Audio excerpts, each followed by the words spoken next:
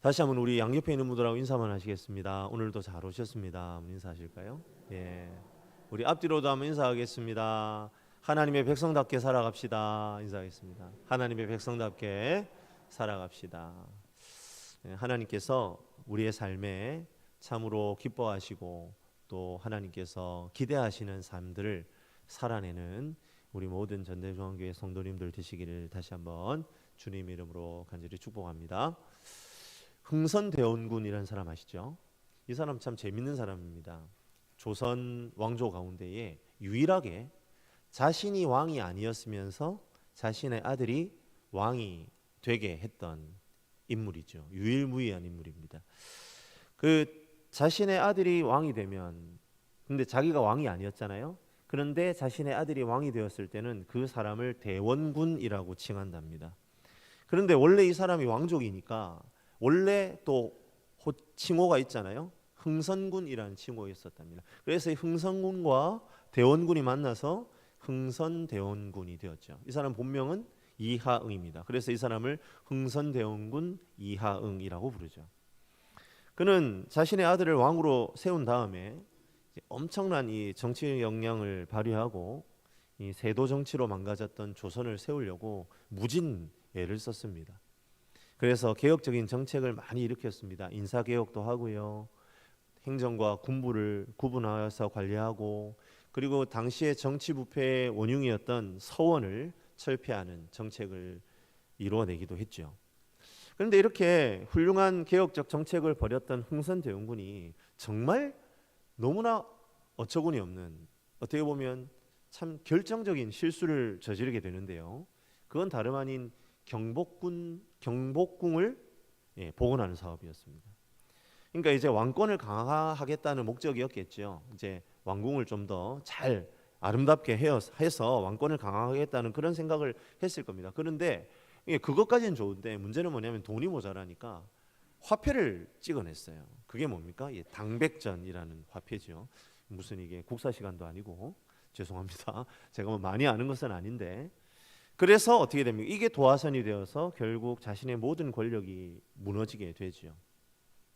흥선대원군은 자신이 정해놓은 어떤 선을 지켜야만 했습니다. 그러니까 우리가 이 사람의 예를 보면서 자신의 인생을 살아가면서 어떤 지켜야 될 선이 있는데 그걸 지키는 것이 얼마나 중요한 일인지를 깨닫게 되죠. 역사적으로 여러 사건들을 보면 그런 순간들을 우리가 많이 경험하게 됩니다. 정말 훌륭한 정치인이었고 또 너무나 훌륭한 사람이었는데 딱 한 번 잘못된 선을 넘어서서 실패로 돌아가는 모습들을 우리는 종종 보곤 하죠. 사랑하는 성도 여러분, 우리의 삶도 마찬가지입니다. 성도는요, 세상 가운데에 동떨어져 살아갈 수는 없습니다. 그것이 하나님이 원하는 것도 아니고요. 세상 앞에 서서 각자에게 주어진 자리들을 잘 감당해야 합니다. 하지만 그 가운데에서도 우리는 지켜야 하는 선이 있다라는 사실을 잊어서는 안 됩니다. 우리는 그 선을 넘는 사람들이 아니라 오히려 그 선을 지키는 사람들이 되어야 할 이 세상에서 거룩을 지켜내는 하나님의 백성, 성도라는 말이죠. 오늘 우리가 함께 살펴보고 있는 본문은 바로 그 성도의 정체성에 대해 우리 스스로를 돌아보게 만드는 말씀입니다. 요셉이 살았다라는 것, 그리고 그가 이집트의 총리가 되었다라는 사실을 알게 된 야곱은 처음에는 반신반의합니다. 하지만 요셉이 보낸 수레와 예물을 보면서 이게 꿈이 아니구나, 이게 사실이구나 라는 것을 깨닫고는 모든 식솔들을 이끌고 이집트로 가기로 결정을 하죠. 야곱과 그의 가족들은 이제 이집트의 접경 지역인 고센에 이릅니다. 그 소식을 들은 요셉은 친히 고센 땅으로 내려가죠. 요셉은 이제 이스라엘로 불리는 아버지 야곱을 만나 서로 끊어 안으며 한참을 웁니다. 이스라엘은 지금 죽어도 여한이 없다, 그렇게 얘기하죠. 반가운 해우를 한 요셉은 이제 형제들에게 한 가지 당부를 하는 것을 보게 됩니다. 우리 함께 46장 33절과 34절 말씀을 같이 한번 읽어볼게요. 바로가 당신들을 불러서 너희의 직업이 무엇이냐 묻거든 당신들은 이르기를 주의 종들은 어렸을 때부터 지금까지 목축하는 자들이 온데 우리와 우리 선조가 다 그러하느니이다 하소서. 애굽 사람은 다 목축을 가증히 여기나니 당신들이 고센 땅에 살게 되리이다. 어떤 내용입니까? 이제 형님들 바로를 만나게 될 텐데요. 바로에게 우리들은 목축을 하는 사람들이기 때문에 목축하기에 좋은 땅 주시면 좋겠습니다. 그렇게 아뢰십시오. 그러면 고센 땅을 얻게 될 것입니다. 이렇게 요셉이 형제들에게 조언을 하고 있습니다. 당시 이집트 사람들은 목축을 가증스럽게 여겼다라고 오늘 우리가 방금 읽은 이 34절에 기록하고 있네요. 그러하기에 요셉은 목축하기에 좋은 땅이면서 이집트 사람들이 가증스럽게 여기는 목축을 마음 놓고 할 수 있는 이집트 변방의 고센 땅을 달라고 바로에게 요청하라 이렇게 권면합니다. 하지만요, 이것은요 사실 표면적인 이유입니다. 요셉이 이렇게 하도록 형제들에게 지침을 준 이유는 사실 다른 데 있어요. 그 다른 이유는 무엇입니까? 바로 이스라엘의 일족들이 이집트의 문화에 동화되지 않게 하려는 이유에서였습니다. 이집트는 일찍이 나일강을 중심으로 농경 문화가 발달하죠. 나일강이 계절을 따라 1년에 한 번 범람을 합니다. 이것을 이들은 나일강의 축복이라고 불렀습니다. 왜냐하면 이렇게 강이 범람하기만 하면 강 주변은 언제나 기름진 옥토가 되었기 때문입니다. 농사짓기에 적절한 땅이 되었던 것이죠. 이집트 사람들은 이렇게 나일강을 중심으로 우리에게 놀라운 아주 풍요로운 옥토를 선물하는 것은 다름 아닌 여러 신들의 축복으로 자신들이 농사를 잘 짓게 된 것이다 라고 그렇게 믿었어요. 여러분들도 잘 아시다시피 당시의 이집트는 다신 국가입니다. 여러 신들이 반인반수의 모습을 하고 각 자연 만물을 다스린다고 믿었습니다. 이것은 모든 천지 만물에 신이 깃들여 있다라는 일종의 범신론이기도 합니다. 하지만 이스라엘 가족들은 어떻습니까? 그들이 믿는 신앙은요 유일신앙입니다. 한 분 하나님만을 섬깁니다. 하나님 한 분 외에 다른 신은 없습니다. 그렇기 때문에 이런 유일신앙을 가진 야곱 가족들이 만약 이집트의 중심부에서 살아간다면 이집트의 다신 우상 숭배의 문화와 충돌을 일으킬 수밖에 없고 그리고 먼 훗날에는 동화될 수밖에 없을 것이다 여겼지요. 그래서 요셉은요 고센 지역이라는 선을 긋습니다. 그리고 그 선을 넘지 말라 그렇게 가족들에게 요청하는 겁니다. 동화되어 하나님의 백성이라는 정체성을 잃어버릴 위험성을 미연에 차단하고 있습니다. 사랑하는 성도 여러분, 저와 여러분은 이 세상에서 호흡이 있는 한 세상의 것으로 먹고 마시면서 생명을 유지할 수밖에 없습니다. 우리 그리스도인들도 먹어야 하고 입어야 하고 살 집이 있어야 합니다. 삶을 유지하기 위해 생업이 필요한 사람들입니다. 거두절미하고 간단하게 얘기하자면 성도도요 돈이 필요합니다. 하지만 하나님께서 저와 여러분에게 어떤 삶을 요구하고 계십니까? 그렇죠. 세상 가운데에서 삶을 영위하지만 결코 세상에 동화되지 않는 삶을 살아갈 것을 요청하십니다. 그런데 성도님들, 이런 삶을 사는 것이 쉬울까요? 전혀 그렇지 않습니다. 이렇게 살아가는 삶은 매우 힘들고 어려운 삶입니다. 예수님께서 저와 여러분을 빛과 소금으로 부르셨다고 했습니다. 빛이 있으면 어두움이 물러가지요. 이것은 결정적으로 세상 가운데서 우리의 역할을 보여줍니다. 우리는 어둠인 세상에 동화되어 같이 어둠의 아들들이 될 존재들이 아니라 빛의 자녀로 세상을 비추어 변화시키는 삶을 살아가는 것이 옳습니다. 소금이 되는 것도 마찬가지입니다. 소금은 음식 속에 들어가서 흔적도 없이 사라져 버리는 것 같지요. 하지만 결코 소멸되는 것이 아니라 그 음식에 맛을 더하는 역할을 합니다. 그러하기에 소금이 다 녹아서 없어지는 것처럼 보여도 분명히 짠맛으로서의 정체성이 드러나는 것처럼 우리도 세상 가운데에 주의 자녀로서의 정체성을 분명히 드러내야 할 의무가 있다는 말이 되겠죠. 다시 한번 말씀드리지만 이런 삶은 결코 말처럼 쉬운 일이 아닙니다.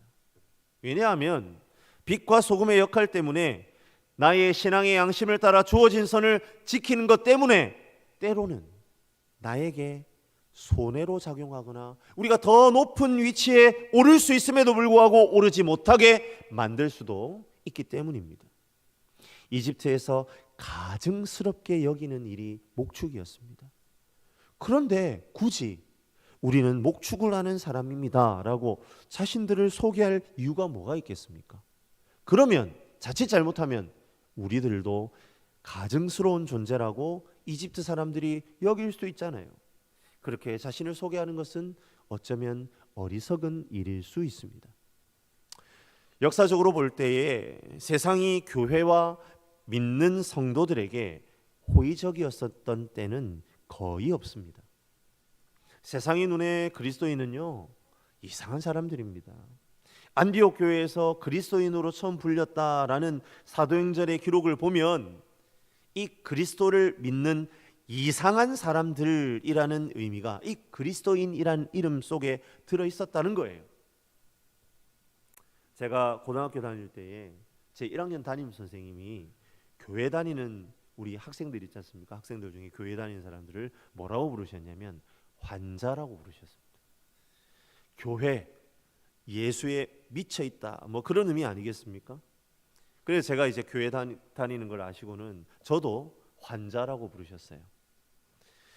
세상 사람들의 눈에 성도는요 결코 호의적인 존재가 아닙니다. 오히려 이질적인 존재로 치부되는 것이 다반사이고 어쩌면 그것이 성경의 관점에서 정상입니다. 하지만 사랑하는 성도 여러분, 우리에게요 한 가지 믿음이 필요합니다. 그것은 무엇일까요? 바로 하나님이 나를 높이신다는 믿음입니다. 내가 세상 가운데 서서 하나님의 정하신 그 선을 넘지 않고 예수를 믿기 때문에 맞이하게 되는 애매한 고난을 감당하며 살아갈 때에 하나님께서는 우리를 높이시고 우리를 통해 하나님의 놀라운 일들을 이루어 가신다라는 그 믿음이 저와 여러분을 이 어려운 세상 가운데서 살 수 있게 한다는 말입니다. 우리에게 바로 그 믿음이 필요합니다. 바로에게 이집트에서 가증히 여기는 목축을 하는 자들이라고 자신을 소개한 요셉의 형들에게 어떤 일이 일어나고 있습니까? 왕실의 가축을 돌보는 일이 그들에게 주어집니다. 이것은요 대단한 일입니다. 왕실의 고기를 공급하는 권리가 이방의 거류민들에게 주어졌다는 말이에요. 오늘 우리가 읽어봤던 본문 47장 4절을 보시면 이 형들이 이렇게 얘기합니다. 고센 땅에 살게 하소서라고 바로에게 요청하잖아요. 근데 여기에서 이 살게 하소서라는 말은요 히브리어 원어를 보면 거기에 눌러 산다라는 의미가 아닙니다. 잠시 머문다라는 의미예요. 용무가 끝나면 다른 곳으로 돌아간다라는 뜻이 이 살게 하소서라는 히브리 단어에 포함되어 있는 의미라는 거예요. 무슨 얘기입니까? 눌러 살 사람들도 아니에요. 그냥 잠시 머물다가 갈 이방인들에게 바로는 왜 왕실의 가축을 맡기는 것일까요? 물론 요셉을 의식한 조치였을 수 있습니다. 국가의 인자 아닙니까? 요셉이 평생 꿈에 그리던 가족을 만났어요. 국가의 인자가 평생 꿈에 그리던 가족들을 만났는데 바로 입장에서 참으로 축하할 일이지요. 그러하게 거기에 걸맞는 대우를 해야 되겠다라는 생각을 했겠지요. 하지만 여러분, 그래도 이방인들입니다. 바로는요 대제국의 왕입니다. 우리가 창세기에 조금만 앞을 가도 보면 알다시피 왕의 떡과 술을 따로 맡는 관원장이 있었습니다. 이게 어떤 의미냐면 이때 당시에는 왕을 독살하려는 시도들이 얼마나 많았겠습니까? 그래서 왕이 먹는 음식에 대해서는 가장 측근에 있는 사람을 관리자로 맡깁니다. 그런데 목축을 하는 사람을 이방인에게 맡겨서 왕의 왕실에 들어오는 고기와 왕실로 들어오는 유제품을 맡긴다? 여러분, 사실 그때 당시의 상식으로는 어울리지 않는 결정인 것이죠.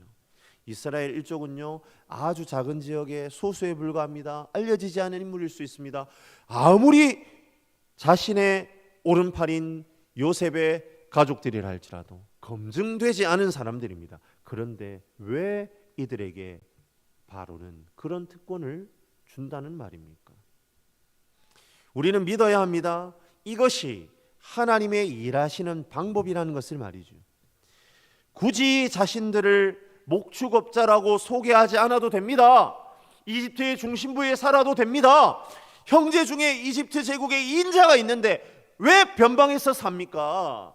수도의 터를 잡아야지요. 그런데 그런 특권을 다 내려놓습니다. 왜요? 신앙의 정체성을 지키기 위해서 말입니다. 그러한 손해를 감수한, 명예를 포기한 선택에 대해 하나님은 바로의 마음을 움직이셔서 보상을 해 주시는 거예요. 오늘 말씀이 우리에게 그것을 말해주고 있습니다. 이스라엘과 그 가족들이 하나님을 의지하고 오직 하나님만을 신뢰할 때에 하나님께서는 그들을 높여주고 계시는 겁니다. 저와 여러분의 하나님이 이스라엘과 그 가족들의 하나님이심을 믿으시기를 바랍니다.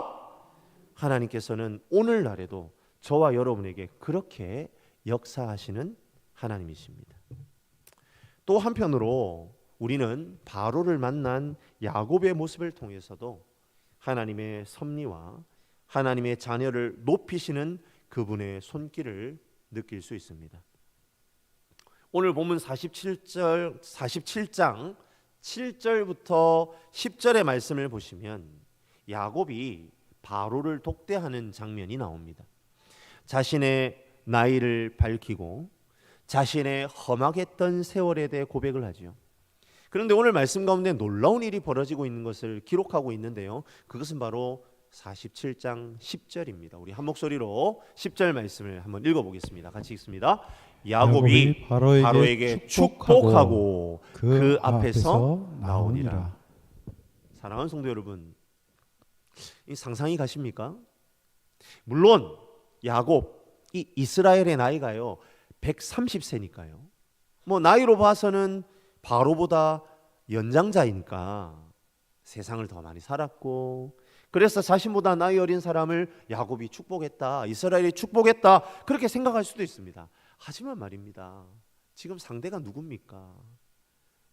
그때 당시에 가장 큰 제국의 왕입니다.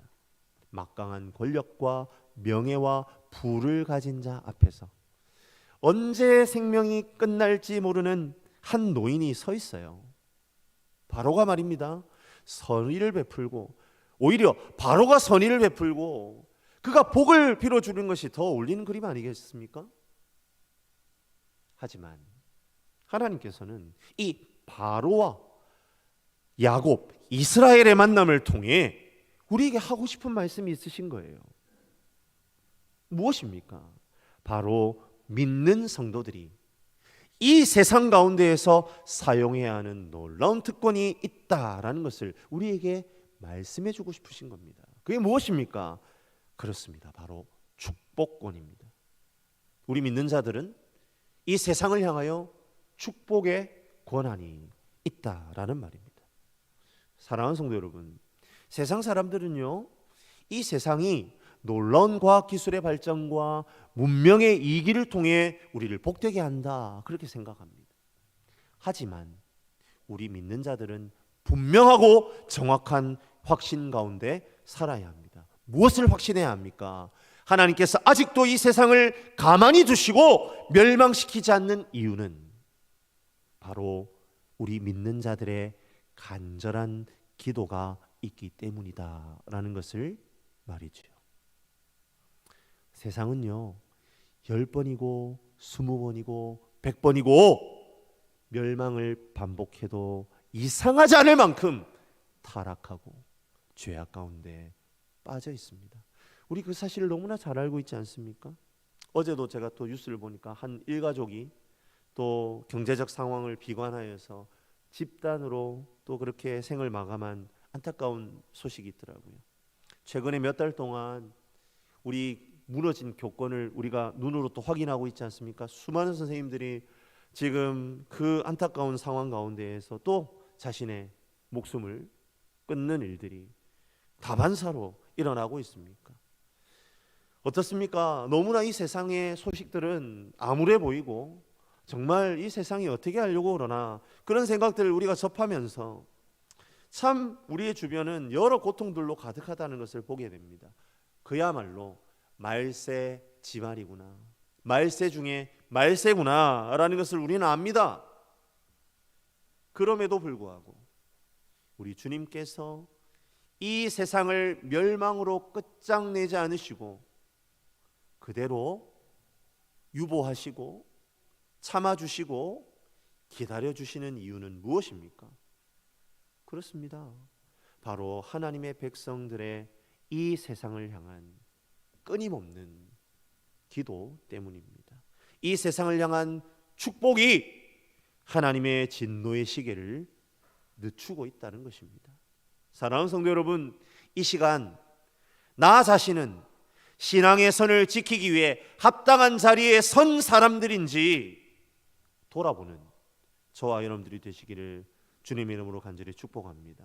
나는 세상이 무너진 데를 막아서는 파수꾼의 역할을 감당하는 하나님의 사람, 하나님의 백성입니까? 아니면 도리어 세상의 화와 진노를 더하는 안타까운 삶으로 일관하는, 넘어서는 안 되는 선을 끊임없이 넘어 나아가고 있는 그런 존재인가요? 이 시간 하나님께서 우리 각 개인에게 묻고 계십니다. 성도님들은 그 하나님의 질문에 어떤 답을 준비하고 계십니까? 말씀을 마무리하겠습니다. 이 시간 우리 한번 결단하기를 원합니다. 손해볼 것이 뻔해도 하나님의 자녀로서 포기할 것을 포기하고 붙잡아야 할 것을 붙잡는 저와 여러분들이 되시기를 주님의 이름으로 간절히 축원합니다. 그때 어떤 일이 일어납니까? 이 세상이 아닌 하나님의 방법으로 저와 여러분을 먹이시고 입히시는 그 하나님을 발견하게 됩니다. 세상이 생각하는 것보다 더 좋은 것으로 나의 삶을 채우시는 하나님을 만나게 됩니다. 이 시간 그 하나님을 더 깊이 만나고 누리는, 그래서 혹 내가 손해를 보더라도 결코 세상에 동화되지 않는 굳건한 신앙의 삶을 살아드리기로 결단하는 저와 여러분들이 되시기를 주님의 이름으로 간절히 축원합니다.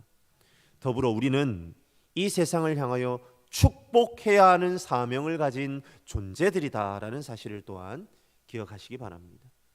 우리가 세상을 향하여 중보하고 축복할 때에 세상이 우리를 통해 여전히 유지되고 강건하게 된다는 사실을 믿으시길 바랍니다.